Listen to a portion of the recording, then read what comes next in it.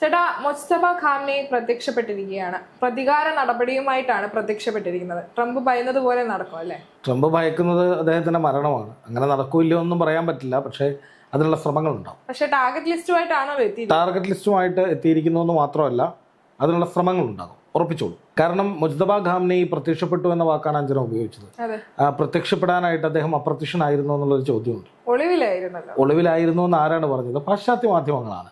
ഇന്നലെ IRGC പുറത്തുവിട്ട പല ടെലിഗ്രാം പോസ്റ്റുകളിലും മുസ്തഫ ഖാംനെയി ആയത്തുള്ള അലി ഖാംനെയുടെ സംസ്കാര ചടങ്ങിൽ പങ്കെടുത്തു എന്ന് വ്യക്തമാക്കുന്നുണ്ട്. അതായത് ഒരു മുസ്തഫ ഖാംനെയുടേതെന്ന് തോന്നിപ്പിക്കുന്ന ഒരു രൂപം മുഖം മറച്ച് ഈ ആൾക്കൂട്ടത്തിനിടയിൽ ആദ്യ വരിയിൽ തന്നെ നിൽക്കുകയാണ്. ബാക്കി എല്ലാവരുടെയും മുഖം നമുക്ക് ഐഡൻറ്റിഫൈ ചെയ്യാൻ പറ്റും.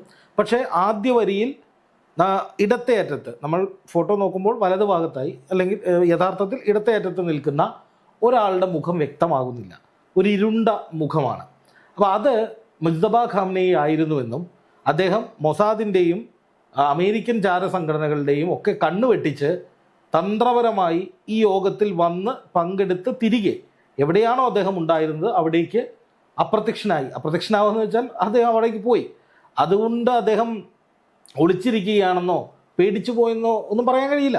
ഇതാണ് IRGCയുടെ വാദം. IRGC പറയുന്നത് ഇങ്ങനെയൊക്കെ സംഭവിച്ചിട്ടുണ്ട്. അതായത് മുസ്തഫ ഖാംനെയി വന്നിട്ടുണ്ട്, അദ്ദേഹം ഈ ചടങ്ങിൽ പങ്കെടുത്തിട്ടുണ്ട്. അതിന് പല ദൃശ്യങ്ങളും പ്രചരിക്കുന്നുണ്ട്. അപ്പോൾ അതിന് ഒരു ക്ലെയിം IRGCയുടെ ഔദ്യോഗിക ഹാൻഡിലാണോ എന്നറിയില്ല. പക്ഷേ IRGC ഇങ്ങനെ പറഞ്ഞു എന്ന് പറഞ്ഞിട്ടാണ് പല ചിത്രങ്ങളും പ്രചരിക്കുന്നത്. അപ്പോൾ സ്വാഭാവികമായിട്ടും IRGC അങ്ങനെ ക്ലെയിം ചെയ്യുമ്പോൾ ചിലർ പറയുന്നു അത് മുസ്തഫയല്ല, മുസ്തഫയുടെ മൂത്ത മകനാണ് അങ്ങനെ വന്നത്, അത് ഇറാൻ കള്ളം പറയുകയാണോ. പക്ഷെ ആർക്കും ഒരു രൂപമില്ല, ഇത് കൃത്യമായിട്ട് ഇത് ആരാണെന്ന് പറയാൻ കഴിയുന്നില്ല. അപ്പോൾ അങ്ങനെ ഒരു സാഹചര്യം നിലനിൽക്കെ തന്നെയാണ് പൊടുന്നനെ മുസ്തഫ ഖാംനെയുടെ ഒരു സന്ദേശം അവിടുത്തെ ഇറാൻ സ്റ്റേറ്റ് മീഡിയ വഴി പുറത്തു വരുന്നത്. അത് ടെലഗ്രാം ഗ്രൂപ്പിലൂടെ പുറത്തു വരികയും സ്റ്റേറ്റ് മീഡിയ സംപ്രേഷണം ചെയ്യുകയും ചെയ്തതാണ്. അപ്പോൾ അതിൽ വ്യക്തമായി പറയുന്നു, തൻ്റെ പിതാവിനെ വധിച്ചവർ, അതായത് ആയത്തുള്ള അലി ഖാംനെയി എന്ന ഇറാൻ്റെ പരമോന്നത നേതാവിനെ വധിച്ചവരാരായാൽ അവരെ പൂർണ്ണമായും ഇല്ലാതാക്കും, കൊന്നുകളയും എന്ന് തന്നെയാണ് പറയുന്നത്. പ്രതികാരം ചെയ്യാന്ന് വെച്ചാൽ ഇറാന്റെ ഭാഷയിൽ ഒന്നുകിൽ രക്തസാക്ഷിത്വം വരിക്കുക അല്ലെങ്കിൽ കൊല്ലുക. ഇതാണ് ഇറാന്റെ ഒരു രീതി. അപ്പോൾ സ്വാഭാവികമായിട്ടും ആയത്തുള്ള അലി ഖാംനെയെ വധിച്ചവരെ വധിക്കും എന്ന് തന്നെയാണ് പച്ചയ്ക്ക് മുസ്തഫ പറയുന്നത്. അപ്പോൾ അതിനു വേണ്ടിയിട്ടുള്ള ഒരു പട്ടിക തയ്യാറാക്കപ്പെട്ടിട്ടുണ്ട്. ആ പട്ടിക ഞങ്ങളുടെയിലുണ്ട്. അത് ഘട്ടം ഘട്ടമായി ഞങ്ങൾ ഇല്ലാതാക്കും. അത് ഇനി ഞാൻ മരിച്ചിട്ടായാലും, അതായത് മുസ്തഫ ഖാംനെയെ കൊന്നാലും ഈ പ്രതികാരം നടക്കും എന്നാണ് പറയുന്നത്. ഇതിങ്ങനെ പറയുമ്പോൾ തൊട്ട് തലേന്ന് വന്ന മറ്റൊരു വാർത്തയാണ് ഞാൻ ഇതുമായിട്ട് കൂട്ടിച്ചേർക്കുന്നത്. അതെന്തായിരുന്നു? ഇസ്രായേലിൻ്റെ ഇൻ്റലിജൻസിൻ്റെ report. American president Donald Trump ഇറാൻ്റെ ഹിറ്റ് ലിസ്റ്റിലുണ്ട്. ഇത് രണ്ടും കണക്റ്റഡായി. അതായത് മുസ്തഫ ഖാംനെയി പറയുന്നു, സ്ഥിരീകരിക്കുന്നു, ഞങ്ങളുടെ ആത്മീയ നേതാവിനെ, എൻ്റെ പിതാവിനെ കൊന്നവരെ ഞങ്ങൾ വധിക്കും, പ്രതികാരം ചെയ്യുമെന്ന് അദ്ദേഹം പറയുന്നു. അതിന് പട്ടികയുണ്ടെന്ന് പറയുന്നു. ഇത് തന്നെയാണ് ഇസ്രായേലും പറഞ്ഞത്. ഇറാൻ്റെ കയ്യിൽ ഒരു ഹിറ്റ് ലിസ്റ്റ് ഉണ്ട്, അതിൽ പ്രഥമ പരിഗണനയുള്ളയാളാണ് ട്രംപ് എന്ന്. അതുകൊണ്ടാണ് ഞാൻ പറഞ്ഞത്, മുസ്തഫ ഖാംനെയി പ്രത്യക്ഷപ്പെടാനും ഇനി ഞാൻ കൊല്ലപ്പെട്ടാൽ പോലും കുഴപ്പമില്ല, ഇത് നടക്കും എന്ന് പറയാനും തയ്യാറാകുന്നുണ്ടെങ്കിൽ അതിൻ്റെ അർത്ഥം കൈവിട്ട കളിക്ക് ഇറാൻ തയ്യാറാകുന്നു എന്ന് തന്നെയാണ്. ഇതിനു മുമ്പ് ആയത്തുള്ള അലി ഖാംനെയി കൊല്ലപ്പെടുന്നതിന് ദിവസങ്ങൾക്ക് മുൻപ് ഒരു പ്രഖ്യാപനം നടത്തിയിരുന്നു. ഞാൻ കൊല്ലപ്പെട്ടാലും, അന്ന് യുദ്ധം തുടങ്ങിയിട്ടില്ല കേട്ടോ, ഇസ്രായേലും ഇറാനും കൂടി, ഇസ്രായേലും അമേരിക്കയും ഇറാനെ ആക്രമിക്കാൻ തുടങ്ങിയിട്ടില്ല, അതിനൊക്കെ മുമ്പാണ് ആയത്തുള്ള അലി ഖാംനെയി പറഞ്ഞത്, ഞാൻ കൊല്ലപ്പെട്ടാലും പ്രതികാരം ചെയ്യണം, എങ്ങനെയൊക്കെ പ്രതികാരം ചെയ്യണം, ശത്രുക്കളെ എങ്ങനെ നേരിടണം എന്നത് സംബന്ധിച്ച് കൃത്യമായ പദ്ധതി ഞങ്ങളുടെ പക്കലുണ്ട് എന്നാണ് അദ്ദേഹം പറഞ്ഞിരുന്നത്. അന്ന് എല്ലാവരും പറഞ്ഞത് ഇത് വെറുതെ ഒരു വെല്ലുവിളിയാണെന്നാണ്. പക്ഷേ ഖാംനെയ്ക്ക് അറിയാമായിരുന്നിരിക്കണം അമേരിക്ക ചതിപ്രയോഗത്തിലൂടെ തങ്ങളെ കൊല്ലും എന്നുള്ളത്, വധിക്കും, രക്തസാക്ഷിത്വം വരിക, അത് അവരെ സംബന്ധിച്ച് തോൽവിയല്ല. താൻ രക്തസാക്ഷിയാകണമെന്ന അടങ്ങാത്ത ആഗ്രഹവുമായി അമേരിക്കയെ വെല്ലുവിളിക്കുകയും വിറപ്പിക്കുകയും ചെയ്ത നേതാവാണ് ആയത്തുള്ള അലി ഖാംനെയി. 49 വർഷം അദ്ദേഹത്തെ വധിക്കാനും ഇല്ലായ്മ ചെയ്യാനും ആ രാജ്യത്തെ തകർക്കാനും ശ്രമം നടന്നു. അതിന് ഫലപ്രദമായി അതിജീവിച്ച നേതാവിൻ്റെ പേരാണ് ആയത്തുള്ള അലി ഖാംനെയി. അപ്പം അതുകൊണ്ട് തന്നെ അദ്ദേഹം മരിക്കും, അല്ലെങ്കിൽ രക്തസാക്ഷിത്വം വരിക്കും എന്നുള്ളത് അദ്ദേഹത്തിന് പേടിയുള്ള കാര്യമല്ല, അത് മുസ്തഫയ്ക്കും പേടിയുള്ള കാര്യമല്ല. അവരുടെ ഒരു സിസ്റ്റം അങ്ങനെയാണ്. പക്ഷെ ഇത് പേടിക്കുന്ന കുറച്ച് പേരിപ്പുറത്തുണ്ട്. അതിലൊന്നാണ് ട്രംപ്. വിറളി പിടിച്ച് തെക്കോടെ കൂടുകയാണ്. എന്താണ് ചെയ്യേണ്ടത്, എന്താണ് പറയുന്നത്, എന്താണ് ചെയ്യാൻ പോകുന്നത്, എന്തൊക്കെയാണ് ചെയ്തത്, ഇനി എന്തൊക്കെ ചെയ്യണം, ഒന്നിനെക്കുറിച്ചും ഒരു ധാരണയുമില്ലാതെ ട്രംപ് പിച്ചുമ്പയും പറയാണ്. ഇപ്പോൾ ട്രംപ് പറയുന്നു ഇറാൻ ചർച്ചയ്ക്ക് വന്നിരുന്നു, ഞാൻ ചർച്ച ചെയ്തു, ചർച്ചയ്ക്ക് തയ്യാറാണെന്ന് പറഞ്ഞു, പക്ഷേ ഞാൻ വെടി നിർത്തൂല. ഇപ്പുറത്ത് പറയുന്നു 1000 മിസൈലുകൾ ഞാൻ സജ്ജമാക്കി വെച്ചിട്ടുണ്ട്, ഇറാൻ എന്നെ കൊന്നാലും വേണ്ടില്ല, ഞാൻ അടിക്കും, ഇവർ പ്രതികാരം ചെയ്യും. അപ്പോൾ മരിക്കും എന്നുള്ള കാര്യത്തിൽ ട്രംപിന് എന്തോ ഒരു സൂചന, അല്ലെങ്കിൽ അങ്ങനെ ഒരു ശ്രമം, ഒരു അറ്റംപ്റ്റ് ഉണ്ടാകുമെന്ന കാര്യത്തിൽ ഒരു ഭയം ട്രംപിനുണ്ടോ എന്ന് തന്നെ സംശയിക്കണം. അതുപോലെ തന്നെ ട്രംപിനേക്കാൾ കൂടുതൽ ഇറാൻ പ്രാഥമികമായി ടാർഗറ്റ് ചെയ്യുക നെതന്യാഹുവിനെ ആയിരിക്കും, അതിൽ സംശയവും വേണ്ട. കാരണം അയത്തുള്ള അലി ഖാംനെയി കൊല്ലപ്പെടുന്നതിന് കാരണമായ യുദ്ധം അത് തുടങ്ങി വെച്ചത്, അല്ലെങ്കിൽ അതിലേക്ക് അമേരിക്ക ഇറങ്ങിയത് ഈ നെതന്യാഹുവിൻ്റെ സമ്മർദ്ദത്തെ തുടർന്നാണ്. അതുകൊണ്ട് തന്നെ ഒരു പക്ഷേ ഇസ്രായേലിലേക്കും അമേരിക്കൻ ഏറ്റവും ഈ പറയുന്ന വധശ്രമം നടക്കുമോ ഇല്ലയോ എന്നുള്ളത് അറ്റംപ്റ്റ് ഉണ്ടാകുമെന്ന് ഞാൻ വിശ്വസിക്കുന്നത്. ആ ഒരു രീതി അങ്ങനെയാണ്. ഇനി അതില്ലെങ്കിൽ പോലും അടുത്ത കടുത്ത ആക്രമണ ഘട്ടത്തിലേക്ക് ഇറാൻ കടക്കുമെന്നുള്ളതിൽ സംശയമില്ല. അപ്പൊ ഈ ട്രംപ് നെതന്യാഹുവിനെ ഒന്നിച്ച് ബങ്കറിൽ ഒളിക്കേണ്ടി വരുമല്ലേ? അല്ല, ബങ്കറിൽ ഒളിക്കേണ്ടി വരിക എന്ന് പറയുന്നത് ഇസ്രായേലിനെ സംബന്ധിച്ച് ഈ ബങ്കറിൽ ഒളിക്കുക എന്ന് പറയുന്നത് നമ്മൾ ഇവിടുന്ന് കാണുന്ന പോലെ അവർ പേടിച്ചൊളിച്ചു എന്നതല്ല. ജീവിതത്തിൻ്റെ വലിയൊരു ഭാഗവും ബങ്കറിൽ കഴിയേണ്ടി വരുന്ന ദുരവസ്ഥയിൽ കഴിയുന്നവരാണ് ഇസ്രായേലിലുള്ളവർ. ഇപ്പം നമ്മുടെ പല മലയാളി സുഹൃത്തുക്കളും ഇസ്രായേലിൽ ഒരു കുഴപ്പമില്ല, വലിയ ഗംഭീരമാണ് എന്നൊക്കെ പറയുന്നത് പച്ചക്കള്ളമാണെന്നേ. വെറുതെ ഇരുന്ന് നുണ അടിച്ചു വിടുകയാണ്. ഇടയ്ക്കൊന്ന് ബങ്കറിൽ നിന്ന് പുറത്തിറങ്ങി പച്ച വെളിച്ചത്തിലൊരു വീഡിയോ എടുത്തിട്ട് നേരെ ബങ്കറിൽ പോയി ഒളിച്ചിരിക്കുകയാണ്. അപ്പോൾ ജീവിതത്തിൻ്റെ ഭൂരിഭാഗം സമയവും കയ്യിലിരിപ്പ് കൊണ്ട് മറ്റുള്ളവരുടെ അടി മേടിച്ചു കൂട്ടി ബങ്കറിൽ ഒളിച്ചിരിക്കേണ്ട ഗതികെട്ട അവസ്ഥയിലുള്ള ഭരണാധികാരികളുടെ രാജ്യമാണ് ഇസ്രായേൽ. ഗസയിലെ 10,000-കണക്കിന് കുഞ്ഞുങ്ങളെ കൊന്ന ക്രൂരമായ നടപടിക്ക് കൈയടിക്കേണ്ടി വരുന്ന ഗതികെട്ട അവസ്ഥയിലുള്ളവരാണ് ഇസ്രായേലിലുള്ള ആളുകൾ. അങ്ങനെയൊന്നും ഒരിക്കലും നമ്മൾ ക്രൂരതയെ ന്യായീകരിക്കരുത്. അപ്പോൾ ഈ ഇസ്രായേലിൽ എന്ന് പറയുന്നത് സംഭവിക്കുന്നത് ഇപ്പോൾ ഇങ്ങനെ ബങ്കറിലേക്ക് നെതന്യാഹു പോകേണ്ടി വരും. ഇതിനു മുമ്പും അങ്ങനെയൊക്കെ ഉണ്ടായിട്ടുണ്ട്. ട്രംപിനെ സംബന്ധിച്ച് ട്രംപ് ഇപ്പോൾ കഴിഞ്ഞ ദിവസം തുർക്കിയിൽ നിന്ന് അദ്ദേഹത്തിൻ്റെ ഒരു ഈ പറയുന്ന നാറ്റോ സഖ്യത്തിൻ്റെ ചർച്ചയ്ക്ക് പങ്കെടുക്കാൻ പോയി.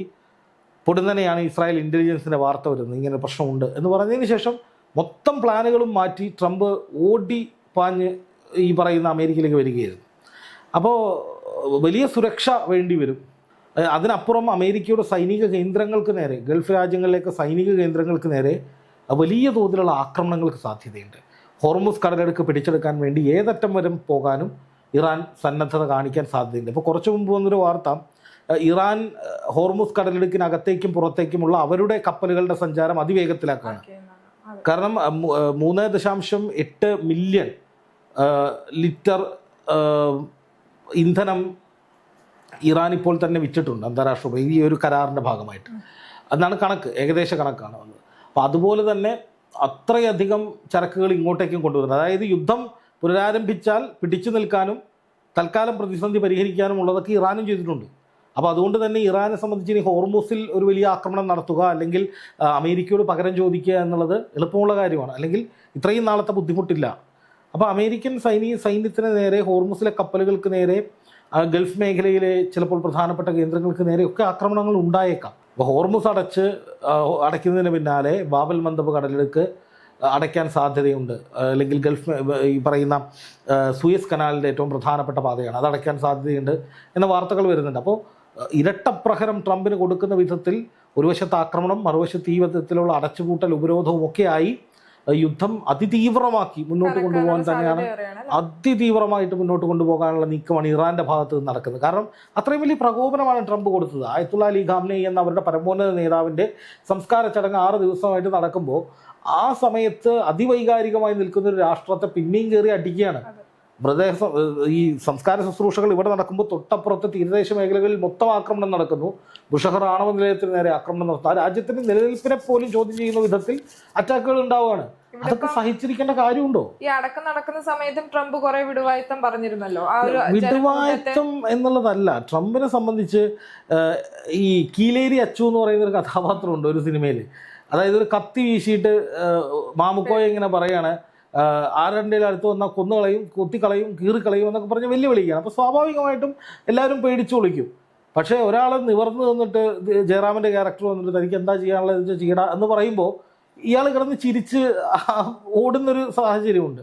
എന്നിട്ട് പറയുകയാണ് ഇവൻ എൻ്റെ ചങ്ങാതിയാണ് എന്ന മട്ടിലേക്ക് അയാളെ കൂടെ നിർത്താൻ, ജയറാമിൻ്റെ ക്യാരക്ടറിനെ കൂടെ നിർത്താൻ ശ്രമിക്കുന്ന ഈ മാമുക്കോയുടെ ഒരു ക്യാരക്ടറുണ്ട്. പക്ഷെ അന്ന് അങ്ങനെ ഒരു സ്റ്റേറ്റ്മെന്റ് പുള്ളി നടത്തിയപ്പോൾ വിചാരിച്ചിരുന്ന് കാണില്ലായിരിക്കും അല്ലെ, അദ്ദേഹത്തിന്റെ ജീവന് ഒരു ഭീഷണിയുണ്ട് അല്ലെങ്കിൽ അങ്ങനെ ഒരു റിപ്പോർട്ട് പുറത്തു വരുമെന്ന് അദ്ദേഹം വിചാരിച്ചിട്ടുണ്ടാവില്ലായിരിക്കും. അല്ല, ഈ ഇറാൻ അമേരിക്ക നടത്തുന്നത് വിടുവായത്തരവും അല്ലെങ്കിൽ ട്രംപ് പറയുന്നത് മുഴുവൻ കീലേരി അച്ചുവിന്റെ ജൽപ്പനങ്ങളും, അപ്പുറത്ത് ഇറാൻ പറയുന്നതൊക്കെ നടക്കുന്ന കാര്യമാണ്. അതാണ് ഇത് വ്യത്യാസം.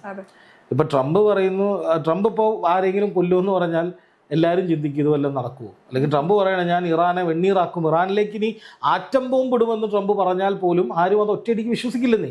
മറിച്ച് ഇറാൻ പറയുകയാണ് ഞങ്ങൾ ആണവായുധം ഉപയോഗിക്കും എന്ന് പറഞ്ഞാൽ അത് നടക്കാനുള്ള സാധ്യത ഒരു 80% നടക്കും. അതുകൊണ്ടാണല്ലോ ട്രംപ് ഇത്രയും ഭയക്കുന്നത്. അതാണ് കാര്യം. ഈ യുദ്ധം തുടങ്ങിയ കാലം മുതൽ പറഞ്ഞതെല്ലാം തെളിയിച്ച് കാണിച്ച പാരമ്പര്യമാണ് ഇറാനുള്ളത്. അവരവരുടെ നിലപാടിന് ഒരു തരി പോലും പിന്നോട്ട് പോയിട്ടില്ല. ശക്തമായിട്ടുള്ള നിലപാട് ഉറച്ചു നിൽക്കുകയാണ്. അമേരിക്കയെ വിറപ്പിക്കുകയാണ്, വെല്ലുവിളിക്കുകയാണ്. ഇതിലൊന്നും അവർക്കൊരു തടസ്സം വന്നിട്ടില്ല. അവരവരുടെ നിലപാടിൽ അവർ ആ യുദ്ധം തുടങ്ങുന്ന സമയത്ത് പറഞ്ഞ് ഞങ്ങൾക്ക് നേരെ ആക്രമണം നടത്തിയാലേ ഞങ്ങൾ തിരിച്ചടിക്കൂ. ഇനി ഞങ്ങൾ തിരിച്ചടിക്കാൻ തുടങ്ങിക്കഴിഞ്ഞാൽ എന്ത് സംഭവിക്കും? ഇത് മേഖലാ യുദ്ധമായിട്ട് മാറും. ഇതൊരു വലിയ യുദ്ധമെന്ന നിലയിലേക്ക് വ്യാപിക്കും. അമേരിക്കൻ സൈനിക കേന്ദ്രങ്ങൾ ഞങ്ങൾ തകർക്കും. ഇതൊക്കെ പറഞ്ഞതുപോലെ ഇറാൻ ചെയ്തിട്ടുണ്ട്. പക്ഷേ ഹോർമുസ് അടയ്ക്കുന്നത് ഉൾപ്പെടെ ഇറാൻ മുന്നറിയിപ്പ് കൊടുത്തിട്ടാണ് ചെയ്തത്. പക്ഷെ അമേരിക്കയെ സംബന്ധിച്ച് ആണവ ചർച്ച നടക്കുന്നതിനിടയിൽ ഖാംനെയെയും 10-40 പേരെയും ചതിച്ചു കൊന്നതാണ്. അവിടെ മുതൽ അമേരിക്ക പറയുന്നതും പ്രവൃത്തിയും തമ്മിൽ ഒരു ബന്ധവുമില്ല. ഇന്ന് പറയുന്നു ഇറാനെ തകർക്കും, നാളെ പറയും ഇറാനുമായി കരാറിലൊപ്പെടും, ഇന്ന് നെതന്യാഹുവിൻ്റെ തോളത്ത് കൈയിടും, നാളെ നെതന്യാഹുവിന് തെറി വിളിക്കും, മറ്റന്നാൾ വീണ്ടും പോയി നെതന്യാഹുവിൻ്റെ കാലിൽ വീഴും. അങ്ങനെ വളഞ്ഞ് പുളഞ്ഞ് ഒരു അഴകുഴമ്പൻ രീതിയിലാണ്, അല്ലെങ്കിൽ നമുക്ക് പ്രെഡിക്റ്റ് ചെയ്യാൻ കഴിയാത്ത രീതിയിൽ, ഉറപ്പില്ലാത്ത രീതിയിലാണ് ട്രംപിൻ്റെ വാദഗതികൾ വരുന്നത്. പക്ഷെ ഒരിക്കലും ഇറാൻ അങ്ങനെയല്ല. അപ്പോൾ അതുകൊണ്ട് തന്നെ ഇറാൻ പറഞ്ഞത് പ്രാവർത്തികമാക്കും എന്നതിലേക്ക് കൂടുതൽ അടുത്തുകൊണ്ടിരിക്കുകയാണ്. ഇപ്പോൾ മുജ്തബ ഖാംനെയി ചടങ്ങിൽ പങ്കെടുത്തു എന്ന് വരുന്നു. ഖാംനെയി ഈ അമേരിക്കൻ പ്രസിഡന്റിനെ പോലും വിറപ്പിക്കുന്ന വിധത്തിൽ, നെതന്യാഹുവിനെ വിറപ്പിക്കുന്ന വിധത്തിൽ പ്രതികാരം വീട്ടുമെന്ന് പറയുന്നു. തൊട്ടു പിന്നാലെ ആക്രമണങ്ങൾ ശക്തമാക്കുന്നതിൻ്റെ ഭാഗമായിട്ട് ഇറാൻ അവരുടെ ചരക്ക് ഗതാഗതം അതിവേഗത്തിലായി സേഫ് ആവുന്നു. അടുത്ത അടിയാണ്, അറ്റാക്കാണ്. അത് ഏത് രീതിയിൽ ഉണ്ടാകുമെന്നുള്ളതാണ് കാത്തിരുന്ന് കാണേണ്ടത്. പക്ഷേ ആക്രമണങ്ങൾ ഇപ്പോൾ നമ്മൾ കാണുന്ന ഈ ആക്രമണങ്ങൾക്ക് അപ്പുറത്തേക്ക് നമ്മൾ അന്തം വിട്ടു പോകുന്ന, ഞെട്ടിപ്പോകുന്ന തരത്തിലുള്ള പല സംഭവ വികാസങ്ങളും വൈകാതെ ഉണ്ടാകുമെന്നാണ് എൻ്റെ മനസ്സ് പറയുന്നത്, ഞാൻ അസ്യൂം ചെയ്യുന്നത്. കാരണം പശ്ചിമേഷ്യൻ യുദ്ധ സാഹചര്യങ്ങളിലൊക്കെ അത് ഒരു കൂട്ടപ്പൊരിച്ചിൽ എന്ന് പറയുന്ന പോലെയാണ് അവസാനിക്കാറ്. ഇപ്പോൾ അഫ്ഗാനിലേക്കുള്ള ആക്രമണമായാലും ഇറാഖിലേക്ക് നടത്തിയ അധിനിവേശമായാലും ഒക്കെ ഏറ്റവും ഒടുവിൽ ഒരു വലിയ സംഭവം അതിൽ സംഭവിക്കാറുണ്ട്.